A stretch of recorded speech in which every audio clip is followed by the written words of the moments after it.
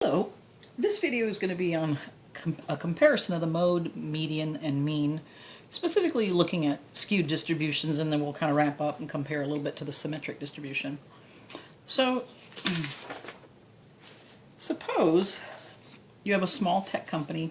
It employs 37 people, and these are their salaries. Okay, now I've arranged them somewhat in order, at least by tens, all right? Because I'm going to make a histogram.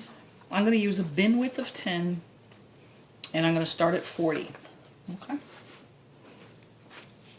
All right, so let's say here, when I do that, and you can pause the video and check, here's what I would get. Now, the what is the salary, so that goes on the x-axis. The number of who goes on the y-axis. I'm using a double hash mark to let you know I'm not starting at 0. And then I'm going to put all the 40s in this pile, all the 50s in this pile, and so on and so forth. So here I would have one value in there. I have 6 values. So let's go up to 6. Let's see if I can make this as nice as possible. 6 values in here. And then I have 9 values in the 60s. So that's going to go up to here.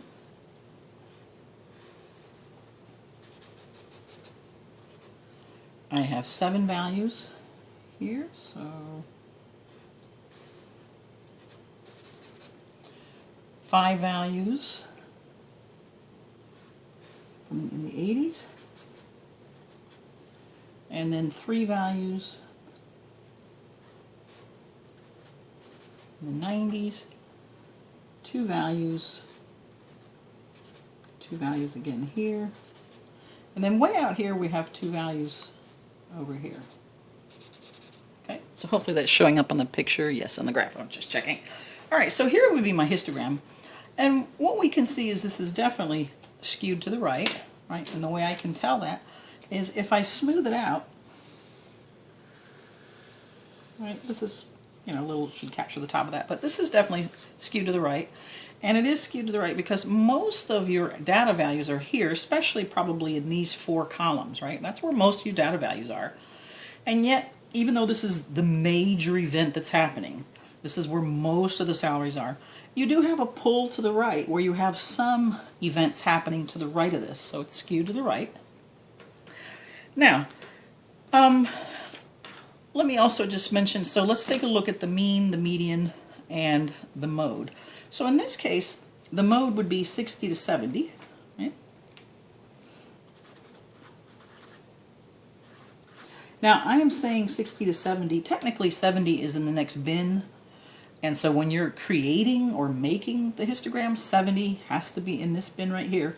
But if you're just describing it, you can say 60 to 70, and, you know, we're educated, so to speak. So here we are. We know 70 is in the other bin, but we'll just say that. If you feel more comfortable, you could say 60 to 69. That's fine. Okay. Now, the median, and we'll actually figure out the median using the calculator, but if you're not sure, like, you could at least tell, if most of the time when you see information, you're probably not going to see the raw data values. So if I wanted to know where the median is, I know there's 37 values, right? So if I just basically say, well, I'm going to take 37 and divide it in half, all right, the midway point, it's 18.5. So essentially, I'm looking at the 19th value, the position. And so we could say, okay, where would the 19th value be? Well, I've got 1 value here, another 6 here, so I'm up to 7. 7 and 9 is 16. So obviously I'm here, somewhere in this bin, right, from the 70 to 80, somewhere in here, 70, 79, is the median. So I know that the median is somewhere in the 70s. And then the mean, to know the mean, I either have to be given the mean or I'd have to be given these values, and then I can actually put them in the calculator and figure that out. So what I've done is I've gone ahead and put these values in the calculator. Now what I'm going to do is I'm going to move this up here so you can see it a little bit better. Now I'm going to press Stat, right over here, and here's Edit. I'm already on Edit, so I can either press 1 or press Enter, and I'll see my values loaded up in there. Okay, there they are. All right, they're in my list 1. Now what I'm going to do is I'm going to figure out the mean and the median.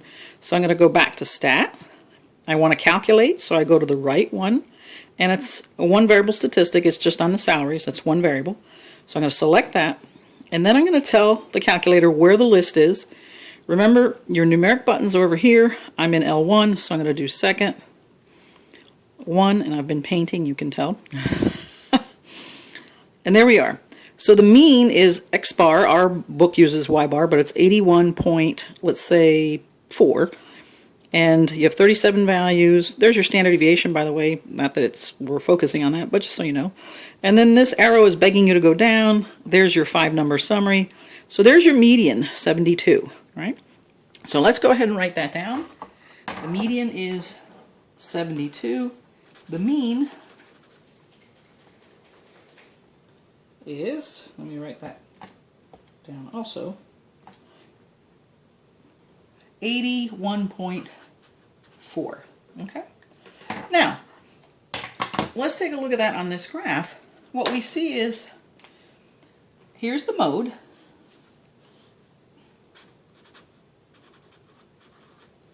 Here's the median. And then somewhere in here is the mean. Okay? And you can see this relationship. So essentially what's happening is the median is the center by position. The mean, you have to include all the data values. So the mean is getting pulled over here to the right because of these higher values. So in general, what you'll see sometimes are these relationships here. Let me get this out of the way. You'll see these kind of relationships where they'll say, like in this case, the skewed right distribution. The median is less than the mean because the mean, there's some kind of outlier.